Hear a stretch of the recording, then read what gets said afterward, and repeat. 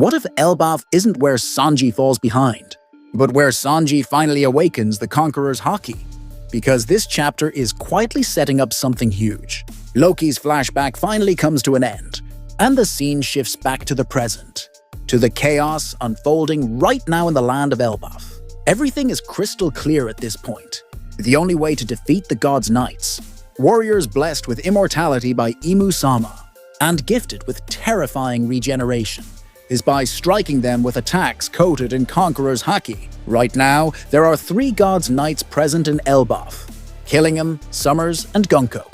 On the side of the Straw Hats and the Giants of Elbaf, there are 4 confirmed users of King's Haki: Luffy, Zoro, Loki, and Scopper Gaban. However, Gaban is currently in critical condition after being stabbed by Gunko.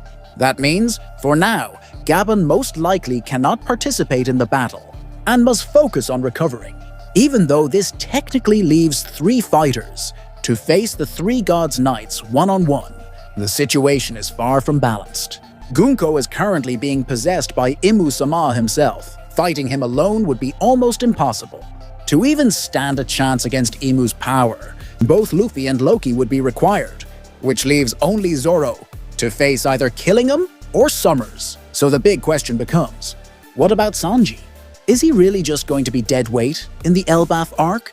Interestingly, a brand new fact about Sanji was revealed in the One Piece mini-magazine, released alongside Jump Festa 26. It clearly states that Sanji and Zoro remain equal in strength, even though Zoro currently has a higher bounty, reaffirming their role as the 2 wings of the Straw Hat Pirates. This statement comes directly from official Shueisha material by Eiichiro Oda, addressing the long-standing fan debate surrounding their rivalry, especially after Zoro recently awakened advanced Conqueror's Haki, which shifted public perception heavily in his favor. Yes, Conqueror's Haki users are naturally balanced when facing other Conqueror's Haki users, which means, indirectly, Oda's statement is quietly confirming that Sanji will soon awaken Conqueror's Haki as well.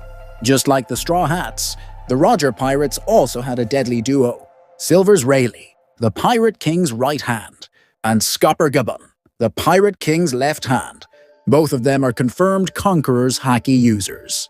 And the similarities between Sanji and Gaban are impossible to ignore. Both are notorious woman lovers. Gaban even called himself a missionary of love. And Luffy once said that Sanji would end up just like Gaban when he gets older. Not only that, Gaban's Haki specialization mirrors Sanji's perfectly. Both excel in observation Haki, and Gaban has even reached the level of future sight. And now, the Straw Hats are facing the Knights of God, and the Gorosei, beings with immortality that can only be defeated by Conqueror's Haki.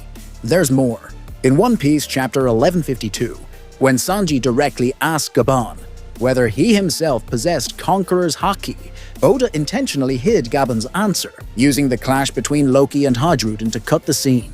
But Sanji's expression afterward was a massive hint, a dangerous hint, one that strongly suggests Sanji truly will awaken Conqueror's Haki in Elbaf. After that moment, Sanji confidently heads toward the Sun World, with a clear goal: to take down the God's Knights himself. Conqueror's Haki is the only Haki that cannot be learned. Only those chosen, those blessed by fate, can wield it. And within Sanji, the signs have always been there. A Conqueror's Haki user is typically someone destined to become a leader. Throughout One Piece, most Haoshoku users are leaders of their respective groups. The Yonko of the old era: Whitebeard, Big Mom, Kaido, and Shanks. Others inherit it through bloodlines: Katakuri, Yamato, Portgas D. Ace. Sanji is a prince of Germa 66, by birthright alone. He had every opportunity to become a ruler. Back in the Sabaody arc, before the time skip, Sanji was called Master by the Flying Fish Riders in Punk Hazard. The G5 Marine soldiers followed Sanji's commands, even though he personally wanted nothing to do with them. Sanji has even turned enemies into allies: Gin, Viola, Pudding. On top of all that, Sanji possesses unbreakable willpower and relentless determination, the same qualities shared by Luffy and Zoro. both confirmed Conqueror's Haki users.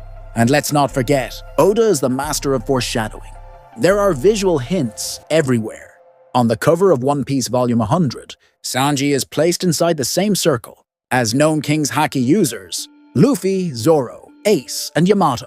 And if we throw it all the way back to Sabaody, when Rayleigh unleashed his Conqueror's Haki, there is a specific panel focusing on the monster trio, Luffy, Zoro, and Sanji. They aren't afraid. They don't flinch. Instead, they stare back, with eyes eerily similar to Rayleigh's own when he activates Haoshoku Haki.